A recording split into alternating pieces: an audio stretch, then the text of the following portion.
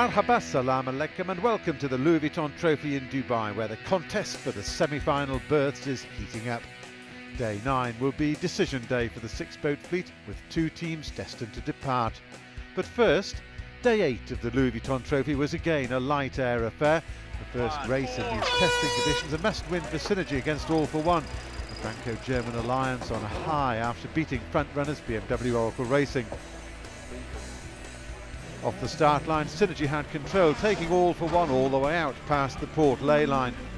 By the top mark, Francesco Bruni at the helm of Synergy had consolidated his lead, and Sebastian Cole driving All for One was in catch-up mode. Synergy come in.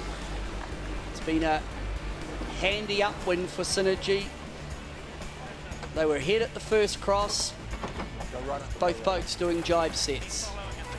With John Cutler calling some clever positional tactics, All for One closed up on the Russian boat at the bottom gate, setting up a tense final beat. Right, 22 seconds. They've got to try and make up on All for One. They have brought the gap back. Bring him in. At the convergence zone at the start-finish line, Synergy came in with starboard advantage, only to misjudge a lee bow tack. Cutler quick on the draw with his protest flag on All for One. Oh, Synergy here had to try and defend. Up goes the flag. That would be tacking too close. That's what Cutler's asking. Flags up. Oh, it's a yellow flag. Penalty. There's a penalty. Synergy. Yet another penalty to Synergy. The Russians down, but yet again definitely not out, as Bruni drove around Mark III for the run for home with a useful lead over the Italians. The task for Bruni and his tactician Rod Dawson was to create a big enough gap between the boats for Synergy to complete its penalty turn. With the Italians bearing down, could the Russians do it? Peter Reggio about to earn his money. Here goes the kite. They're on the turn. Okay, we're just on the line. Turn the boat. Okay, the head of the Jenica needs to be below the line. The boat comes up head to wind. Now the backing of the Genoa. They only finish when the boat turns down below the line, and in the meantime, here come All for One. All for One are coming in hard as Synergy take the bow out, and it's a yellow flag. That is a fabulous effort by Synergy. Bruni back from the dead again with 2 invaluable points on the board. The split tack start determined the fortunes in race 2, with Artemis heading off to the right-hand side of the course, Mascalzoni Latino going left. Gee, it looks quiet down this leeward end, and it's at the windward end. Artemis go off on port. Split tack start. Artemis will have good pace off the line. Initially it looked good for Cameron Appleton driving the Swedish boat as they crept into the lead. But Gavin Brady at the helm of Mascalzoni Latino had always liked the left, and it soon began to pay off in spades. By the time they rounded the top mark, the Italians had a huge lead and the race was over. It's going to be a pretty solid lead for Mascalzoni Latino at Mark 1. That ended the Swedish boat's bid for a semi-final berth. Artemis out of the running barring some major penalty incidents.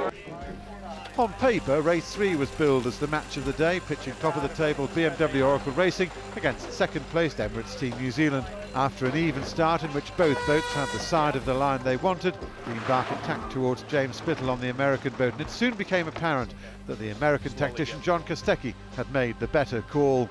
There's a bearing change there as Oracle looks to be edging forward. By the top mark, the American boat had the lead and was growing it. The Kiwis forced to play catch-up. But catch-up they did, and by the bottom mark gate, Barker was in a position to put some heat on Spittle, until the Kiwi spinnaker drop went horribly wrong. And Emirates Team New Zealand have the spinnaker in the water.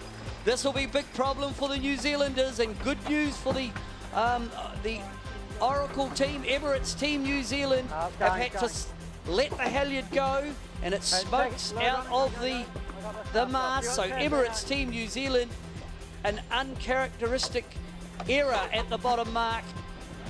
Barker did battle back to almost be in contention, but it was too little too late, and the Americans pocketed the points. The splits are stressful, though. In the final match of the day, Gavin Brady lived up to his reputation for start box skills, as Mascalzoni Latino Audi controlled the action over Synergy for much of the pre-start. But Francesco Bruni managed to find a touch of acceleration to wriggle out of Brady's grip, and the Russians were in good shape going up the first beat. By the top mark, Synergy was in the lead, and for much of the run they looked well in control. Bruni is really kept his composure and actually taken some lateral distance separation. But their last jibe turned out to be a shocker in terms of position, with Mascalzoni Latino seizing their opportunity to take the favoured side of the course. The setup for the bottom mark absolutely crucial, and it was Mascalzoni Latino that have got to the right. Nice little extension there for Mascal at the bottom mark. Bias on the gate let Synergy hang on in, but not for long. The right-hand side got stronger and stronger, and when the boats converged on the upwind, the Italians had the lead. Mascalzoni Latino lead Synergy. They've certainly done the business on leg 3, coming from behind. Synergy tactician Rod Dawson acknowledged his error, and the stage is now set for a frantic scramble between 3 teams to make the semis.